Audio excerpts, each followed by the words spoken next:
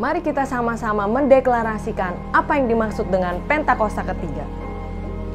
Pentakosta ketiga adalah pencurahan Roh Kudus yang dahsyat di zaman now, melebihi yang terjadi di Azusa Street.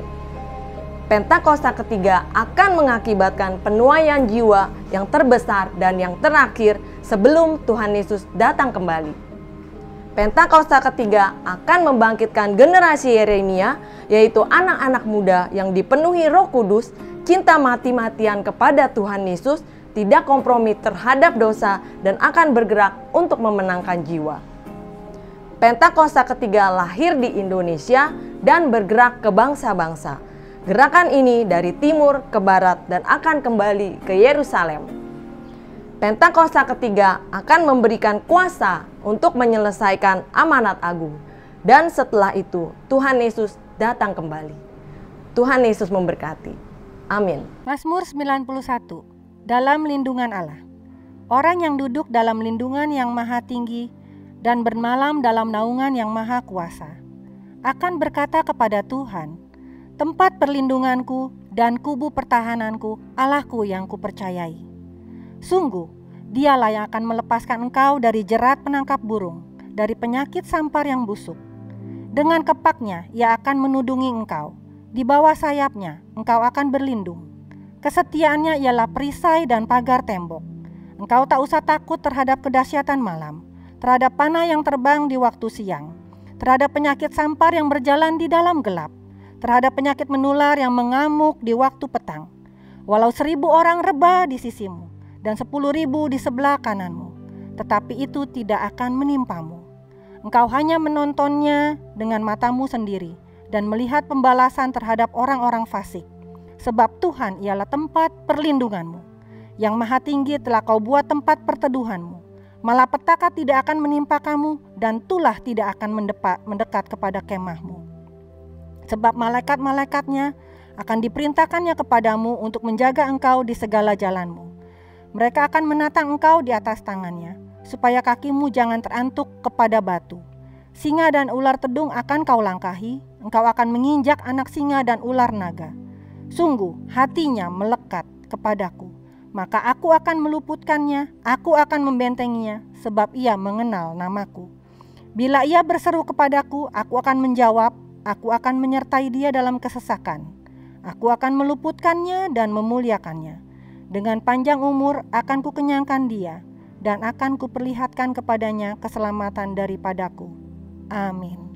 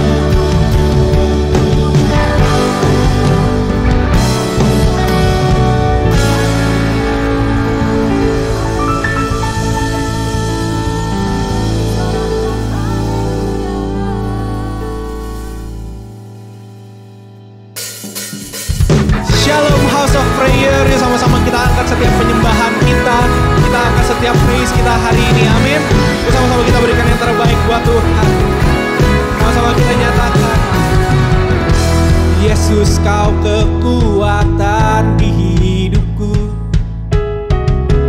takkan gentar langkahku. Kau angkat tanganku di saat ku jatuh,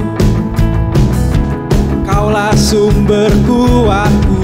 Sama-sama kita katakan, lembah yang gelap, lembah yang gelap telah ku lewati, sebab Engkau sertaku.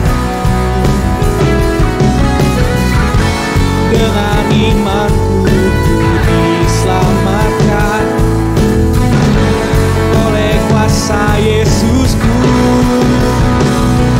Angkat tanganku, ku sorakan haleluya. Namamu berkuasa, surga bumi nyatakan. Ku angkat tanganku, nyatakan Kau hebat, Allah yang perkasa, berkuasa selamanya.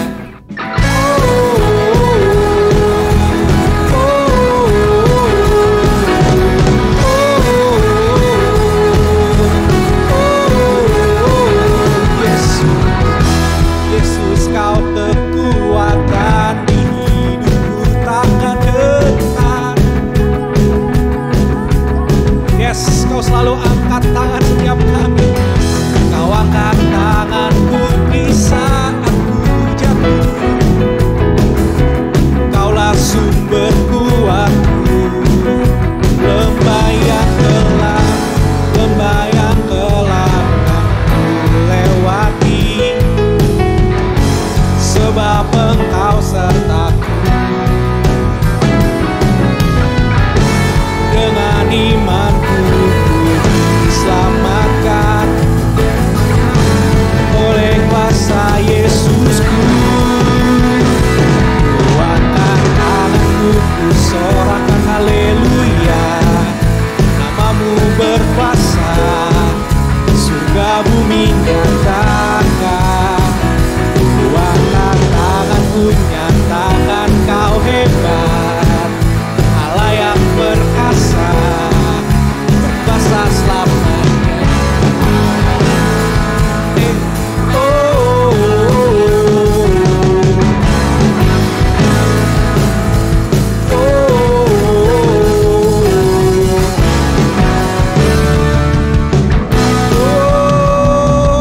Ku angkat tanganku, ku sorakan haleluya. Namamu berkuasa, surga bumi nyatakan. Ku angkat tanganku, nyatakan Kau hebat, Allah yang perkasa, kuasa selamanya.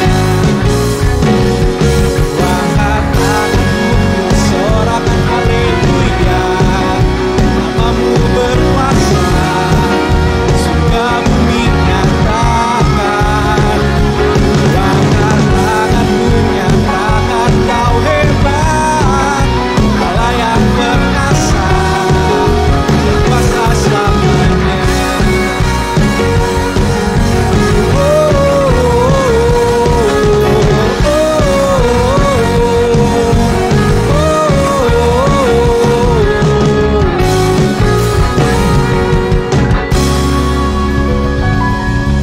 Haleluya, thank you Lord.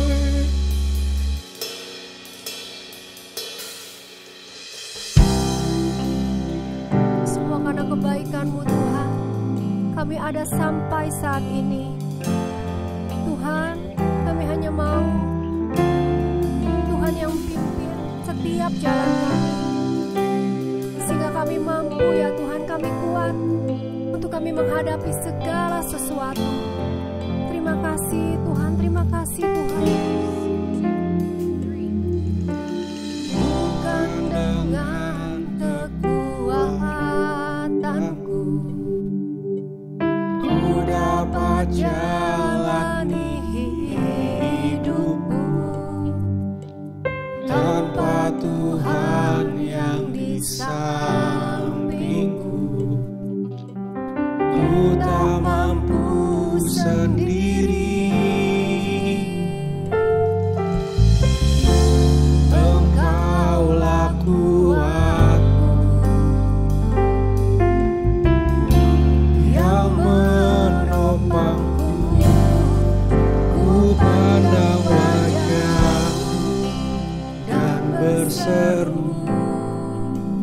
Pertolonganku datang darimu, peganglah tanganku, jangan lepaskan.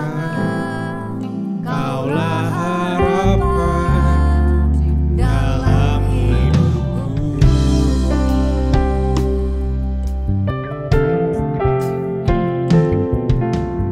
Bukan dengan kekuatan Benar Tuhan, ku dapat jalani hidupku, tanpa Tuhan yang di sampingku, ku tak mampu sendiri. Engkaulah Tuhan, Engkaulah kuatku yang menopangku, ku pandang wajahmu dan berseru, pertolonganku datang darimu, peganglah tanganku, jangan lepaskan. Kaulah harapan dalam hidupku, pandang wajahmu berseru,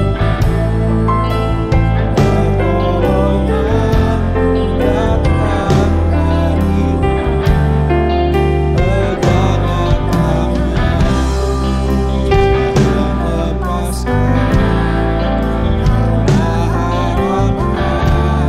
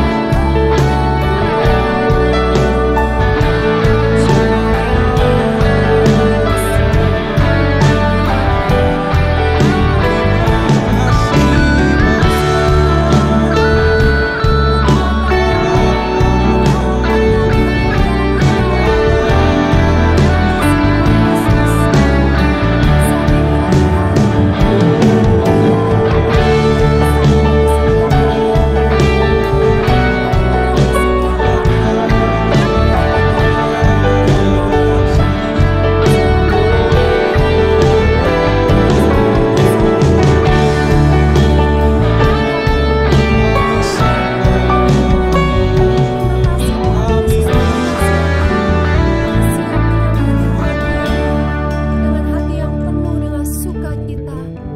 Amin.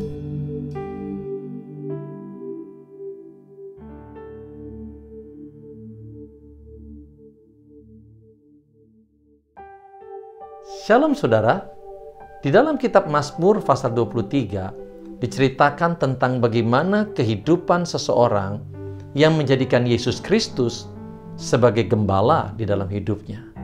Dikatakan demikian, Tuhan adalah gembalaku, takkan kekurangan aku.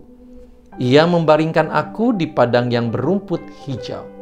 Hidupnya mengalami pemeliharaan daripada Tuhan.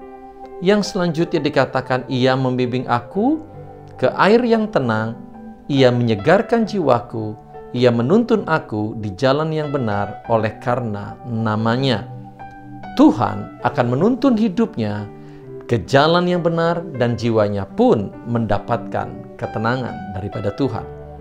Lalu dikatakan, sekalipun aku berjalan dalam lembah kekelaman, aku tidak takut bahaya, sebab Engkau besertaku, gadamu dan tongkatmu, itulah yang menghibur aku. Saudara, di masa yang sulit sekalipun, dia akan mengalami penyertaan daripada Tuhan, penghiburan daripada Tuhan, sehingga hidupnya pun tidak dikuasai oleh ketakutan. Lalu dikatakan, Engkau menyediakan hidangan bagiku di hadapan lawanku. Engkau mengurapi kepalaku dengan minyak, pialaku penuh melimpah. Hidupnya akan mengalami penyediaan yang daripada Tuhan. Bahkan kemenangan demi kemenangan daripada Tuhan, dia akan alami karena Tuhan yang mengurapi dia. Lalu selanjutnya dikatakan bahwa kebajikan dan kemurahan belaka akan mengikuti aku seumur hidupku, dan aku akan diam dalam rumah Tuhan sepanjang masa. Amin, saudara.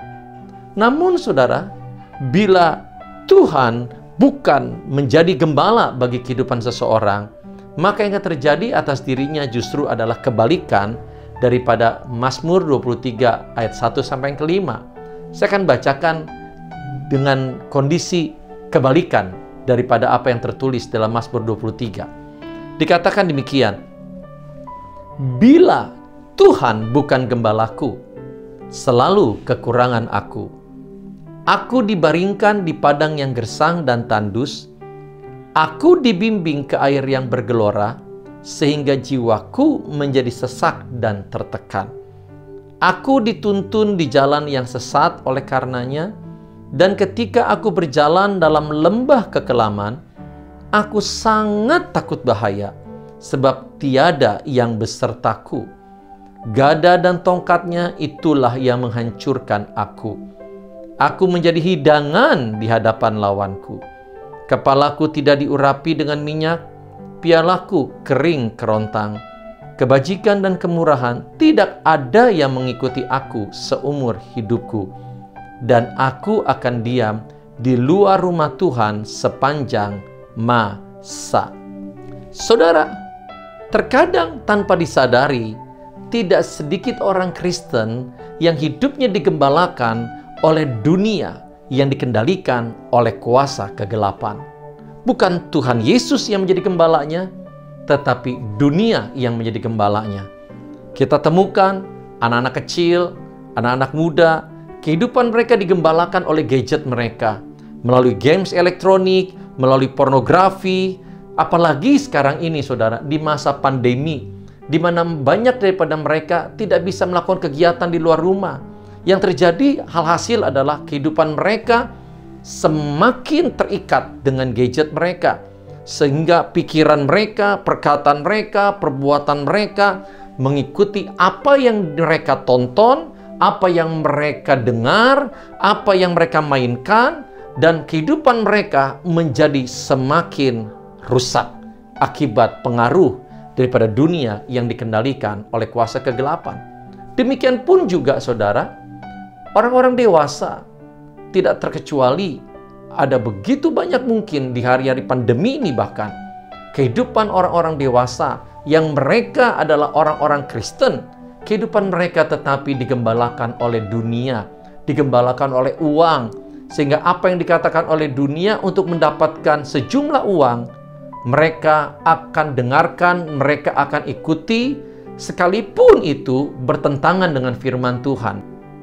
Berangkat daripada keadaan seperti ini, maka khotbah pada hari ini diberikan judul, Is Jesus my shepherd?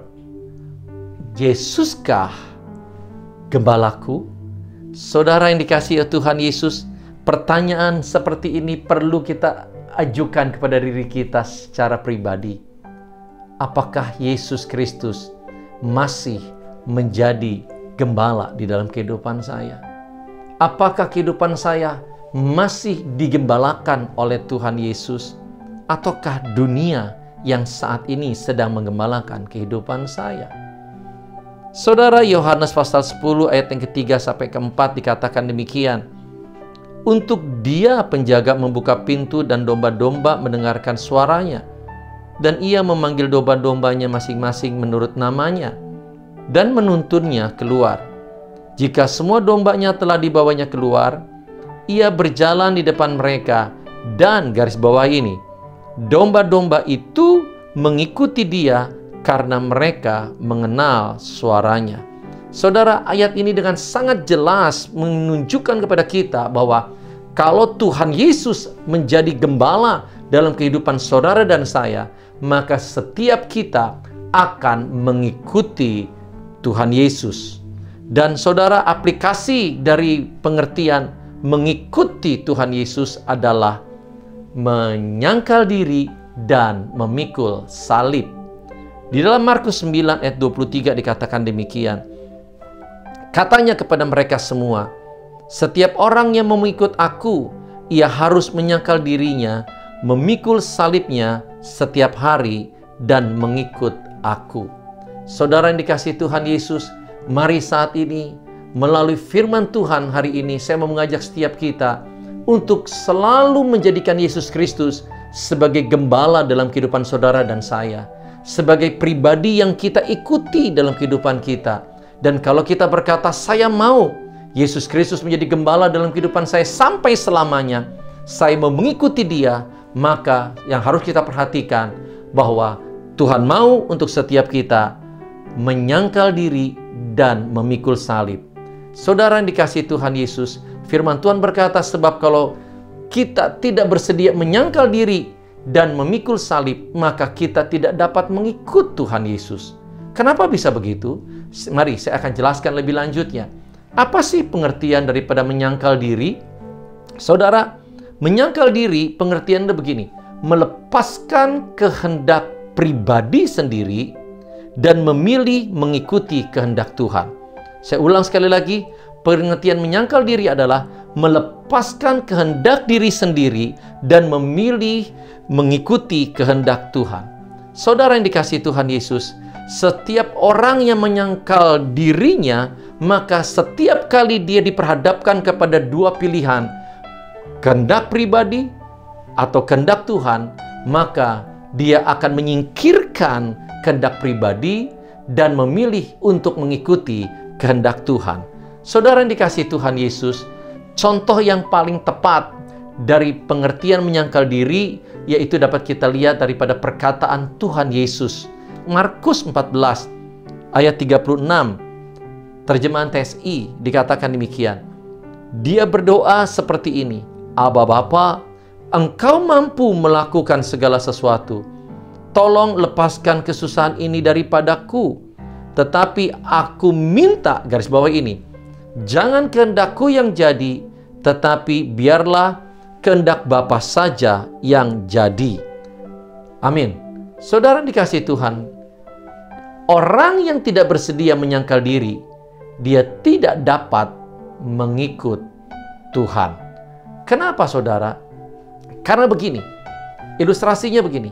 Ketika Tuhan menghendaki orang itu berjalan ke kanan, saudara, tetapi kalau orang itu tidak bersedia menyangkal diri, maka dia akan tidak mau peduli kepada kehendak Tuhan. Bahkan dia tidak mau mencari tahu apa sih kehendak Tuhan di dalam kehidupannya.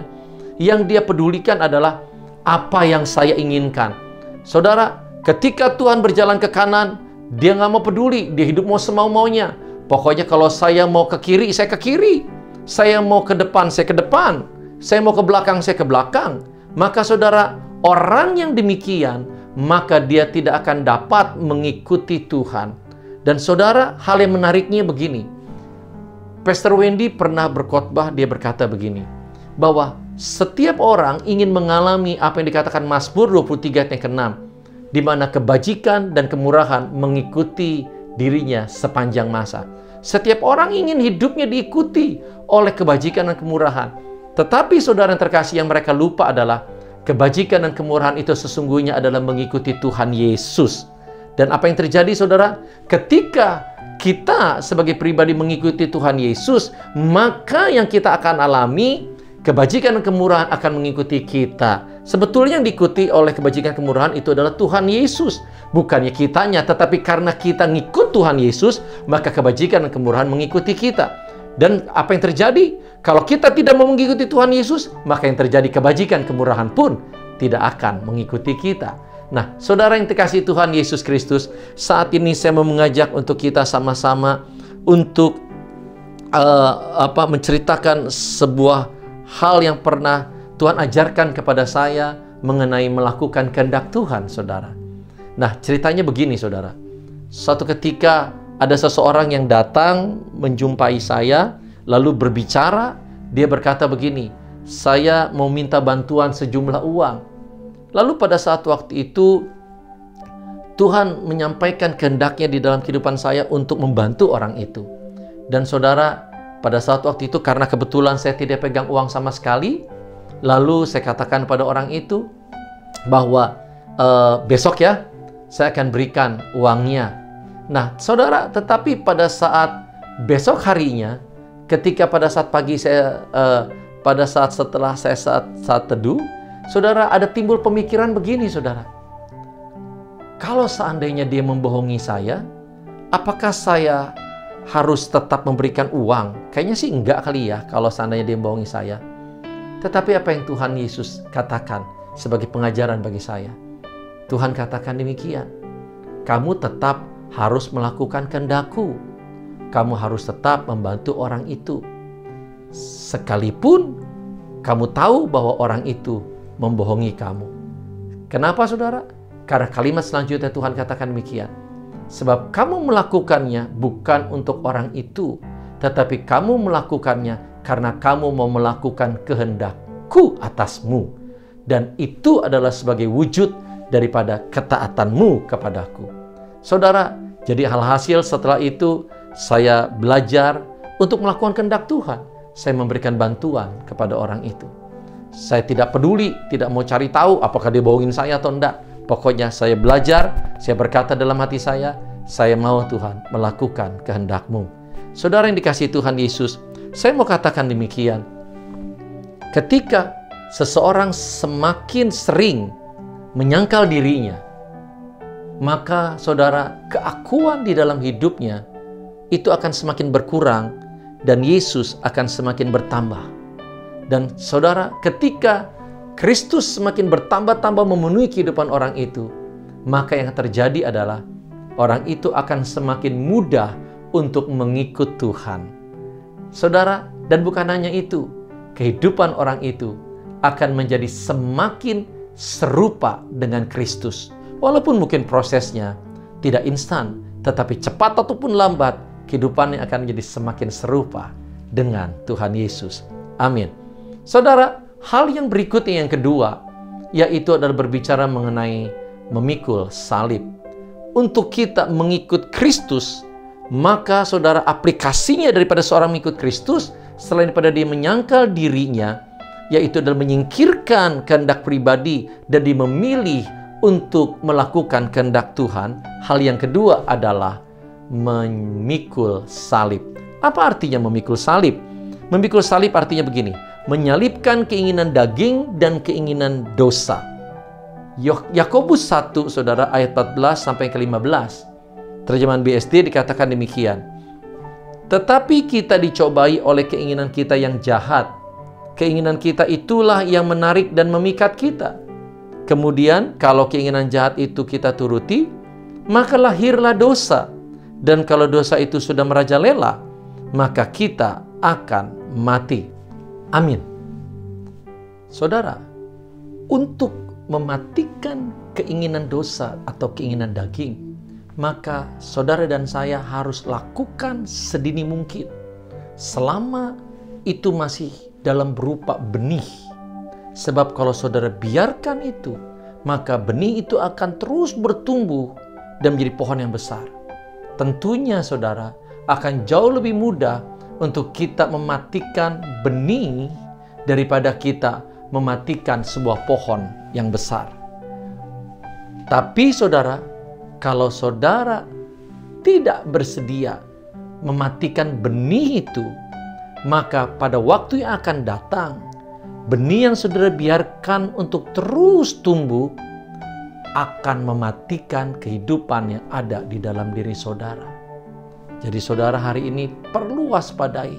Ingat sekali lagi saya katakan, kalau sekarang saudara tidak mematikan benih yang iblis taburkan itu, maka di waktu yang akan datang, benih yang saudara biarkan itu akan mematikan kehidupan yang ada di dalam diri saudara. Tentunya, saudara, kita tidak ada seorang pun yang menghendaki mengalami seperti itu. Oleh karena itu, saudara, jadi apa yang perlu saudara dan saya lakukan di dalam secara praktis, di dalam mematikan benih keinginan dosa atau keinginan daging yang iblis taburkan? Yaitu caranya adalah begini, saudara. Saudara harus berdoa. Berdoa seperti apa, Pak? Kira-kira mungkin seperti ini contohnya. Saudara berdoa, saudara berkata begini, saya cabut setiap benih yang iblis taburkan dalam kehidupan saya, dan saya campakkan ke laut, dan saya perintahkan tidak lagi kembali kepada saya.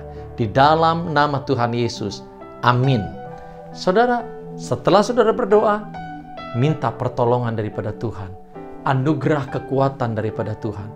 Sebab sehebat apapun usaha saudara untuk hidup kudus, untuk hidup benar, tanpa anugerah pertolongan Tuhan, maka semua usaha saudara akan sia-sia. Banyak orang yang berkata, saya udah lakukan ini, saya lakukan itu, tapi saya gagal terus. Kenapa? Tanpa anugerah Tuhan, pertolongan Tuhan, kita tidak bisa, saudara. Tidak mampu. Tapi hanya oleh karena pertolongan anugerah Tuhanlah, maka Tuhan akan memberkati usaha saudara untuk melakukan kehendak Tuhan, untuk menyalipkan keinginan dosa, keinginan daging yang ada di diri saudara, untuk mengikut Tuhan. Tuhan yang akan mengurapi, memberkati usaha saudara, sehingga menghasilkan buah yang baik bagi kemuliaan nama Tuhan. Amin. Haleluya. Oleh karena itu, saudara, mulai hari ini saya mau ajak untuk terus ingat baik-baik, datang kepada Tuhan, mendekat kepada Tuhan, mencari wajah Tuhan, terus minta kepada Tuhan, untuk Tuhan terus tambahkan gairah akan Tuhan, untuk saudara bisa terus mengalami hadirat Tuhan di dalam kehidupan saudara. Sebab kita bersama-sama butuh anugerah Tuhan, kekuatan Tuhan, pertolongan Tuhan, untuk kita mengikut Tuhan, untuk kita menyangkal diri, untuk kita memikul salib, dan hidup kita terus hidup menjadikan Yesus sebagai gembala di dalam kehidupan saudara dan saya, sekarang dan juga sampai akhir nanti, di mana kita akan berdiam di rumah Tuhan sampai selama-lamanya. Amin, saudara. Mari kita mau berdoa sama-sama. Sebelum kita berdoa, saya mau ajak kita sama-sama angkat sebuah pujian lagu yang berjudul Mengikut Yesus.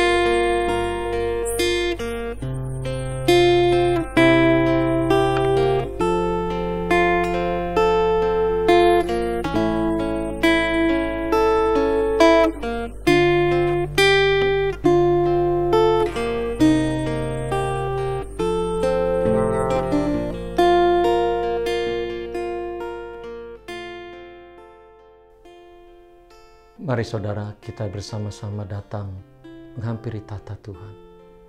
Kita berdoa di hadapan Tuhan, merendahkan diri. Tuhan Yesus, kami datang di hadapan-Mu sebagai tubuh Kristus.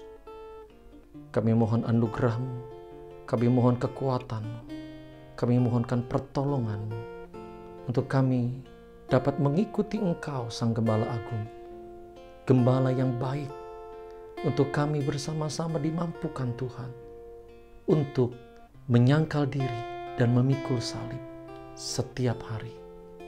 Bimbing kami Tuhan dengan pengurapan-Mu yang turun atas kami, mengalir atas kami.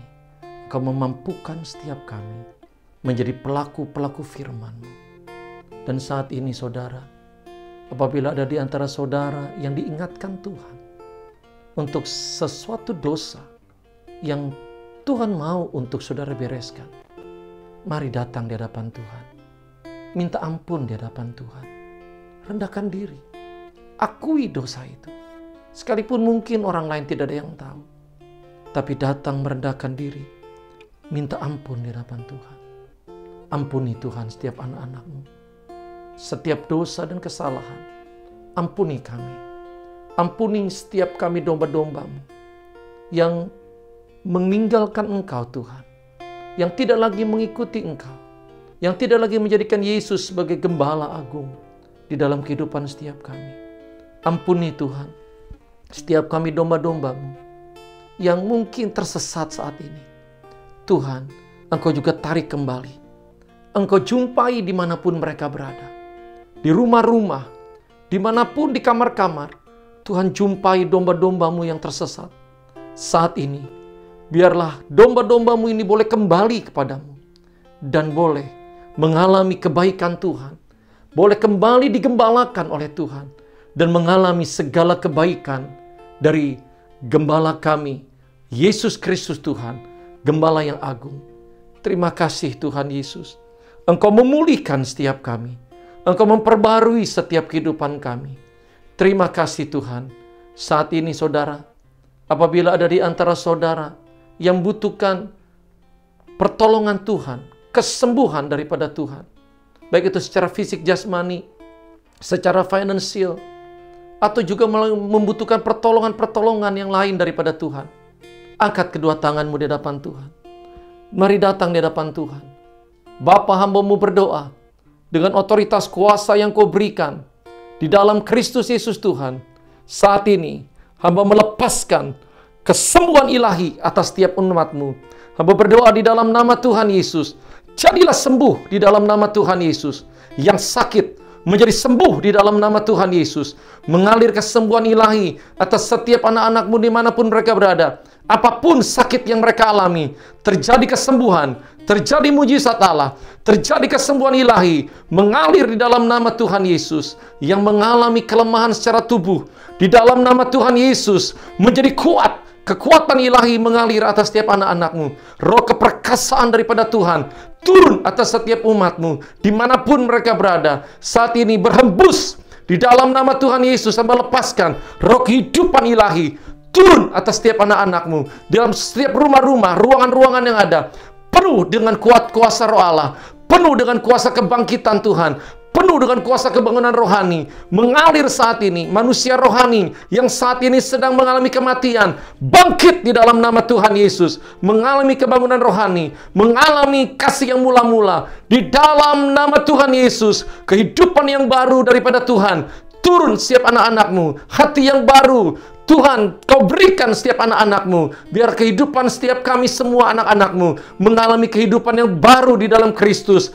Kebangunan rohani terjadi, kesembuhan ilahi terjadi, pemulihan, kesediaan daripada Tuhan, penyediaan yang ilahi daripada Tuhan, mencukupi kebutuhan setiap umat-umat-Mu. Di dalam nama Tuhan Yesus, di dalam nama Tuhan Yesus, berkat Allah Bapa, Allah Anak dan Roh Kudus mengalir turun atas setiap anak-anak-Mu. Tuhan lindungi dan jagai, tutup bungkus dengan kuasa darah Tuhan Yesus. Dimanapun juga setiap anak-anak-Mu berada, perlindungan-Mu Tuhan, gada dan tongkat-Mu membentengi dan melindungi, menuntun setiap kami. Terima kasih Tuhan Yesus. Biarlah kebajikan dan kemurahan senantiasa mengikuti setiap domba-domba-Mu Tuhan, umat-Mu yang Kau kasihi. Di dalam nama Tuhan Yesus, terima kasih Bapa. Di dalam nama Tuhan Yesus, sekali lagi kami berkata bersama, amin.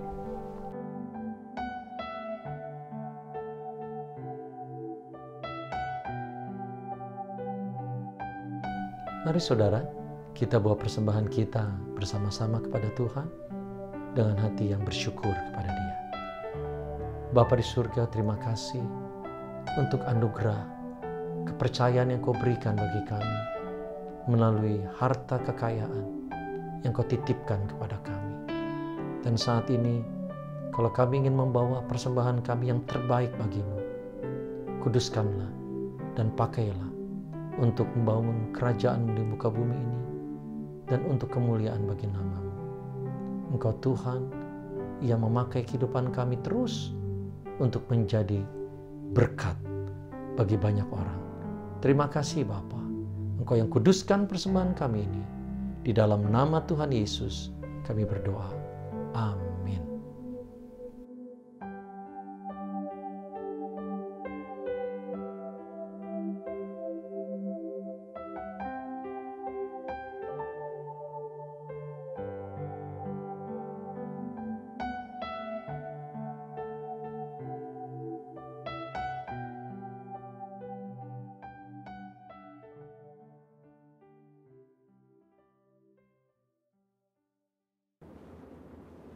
Shalom saudara, saya berharap kita semua dalam keadaan yang luar biasa.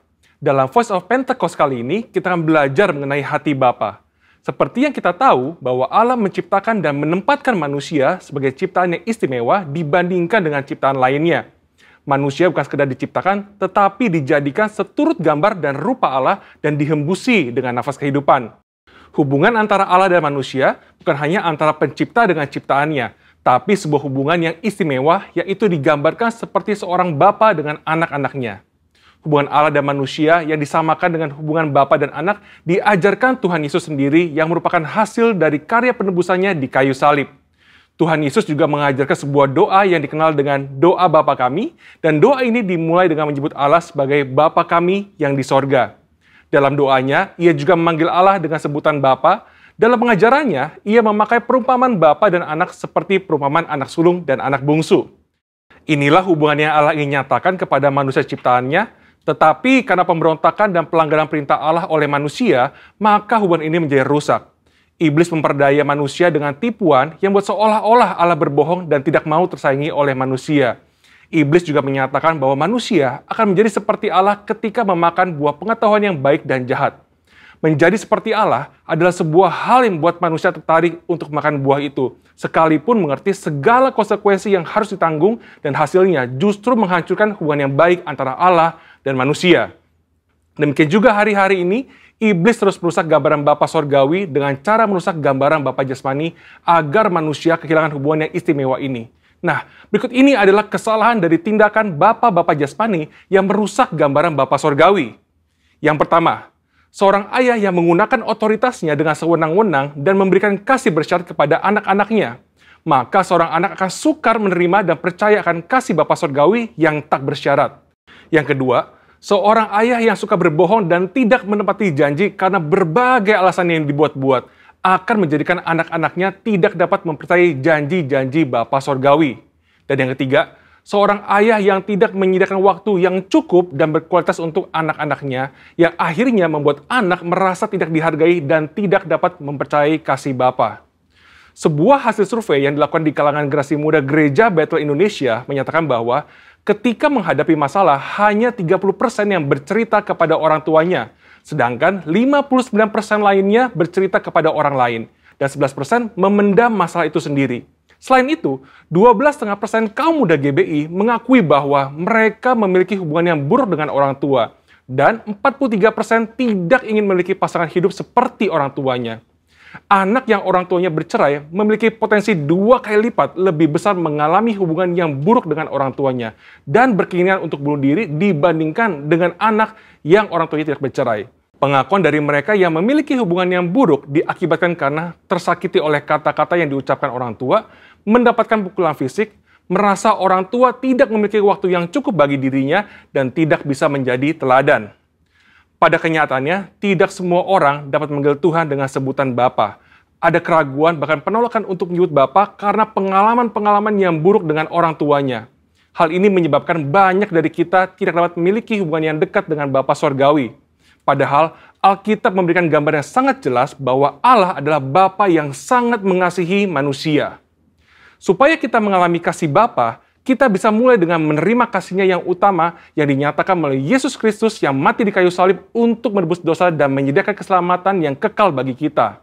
Di kayu salib, Tuhan Yesus berteriak, Eli, Eli, lama sabatani, yang artinya Allahku, Allahku, mengapa engkau meninggalkan aku? Tuhan Yesus ditinggalkan Bapanya supaya kita semua bisa diperdamaikan dengan Bapa Sorgawi dan mengalami pemulihan dalam hubungan kasih Bapa. Matius 7 ayat 11 berkata, jadi jika kamu yang jahat tahu memberi pemberian yang baik kepada anak-anakmu, apalagi Bapamu yang di sorga, Ia akan memberikan yang baik kepada mereka yang meminta kepadanya. Bapa di sorga tidak akan mengecewakan anak-anaknya. Kasih Bapa Sorgawi melebihi kasih seorang Bapa jasmani dan mampu memberikan yang baik kepada anak-anaknya. Dan bagian terbaiknya adalah Bapa memberikan Roh-Nya sendiri kepada anak-anaknya sebagai penasehat dan penolong. Amsal 14 ayat 26 menjanjikan bahwa dalam takut akan Tuhan ada ketentraman yang besar, bahkan ada perlindungan bagi anak-anaknya. Bapa memberikan perlindungan kepada anak-anaknya untuk bisa hidup sesuai dengan rencananya dan mencapai kesempurnaan dalam panggilannya. Maka dari itu, mari kita percaya bahwa Bapa Sorgawi adalah Bapa yang sangat mengasihi umatnya dan mengalami kasih Bapa melalui perjumpaan pribadi dan kehidupan yang berjalan bersama Dia. Mengalami janji-janji Allah dan melihat kesetiaan Allah terbukti membuat kita bisa mempercayai Dia dan mempercayakan hidup kita kepadanya. Bapa memberikan Roh Kudus-Nya agar kita percaya akan kasih Bapa dan mampu untuk mengampuni orang-orang yang pernah merusak gambaran Bapa yang baik serta memulihkan hati kita menjadi baru untuk bisa mengalami kasih Bapa yang sempurna. Saudara, untuk penjelasan lengkapnya dari tim teologi kami, silakan cek link yang ada di atas atau scan QR Code yang tersedia. Salam integritas, Tuhan Yesus memberkati. Mari saudara, kita bersama-sama siapkan hati untuk kita menerima berkat yang daripada Tuhan. Angkat kedua tangan kita bersama di hadapan Tuhan. Sidang jemaat yang dikasihi Tuhan, terimalah berkat anugerah kasih sayang, kasih setia daripada Allah Bapa di surga. Berkat di dalam persekutuan dan kuasa daripada Tuhan Yesus Kristus, serta di dalam Allah Roh Kudus. Kiranya berkat yang daripada Tuhan melimpah tercurah atas kehidupan saudara dan isi keluarga saat ini sampai selamanya. Di dalam nama Tuhan Yesus yang sudah menerima berkat Tuhan bersama kita berkata, amin. Shalom saudara, selamat hari Minggu. God bless you.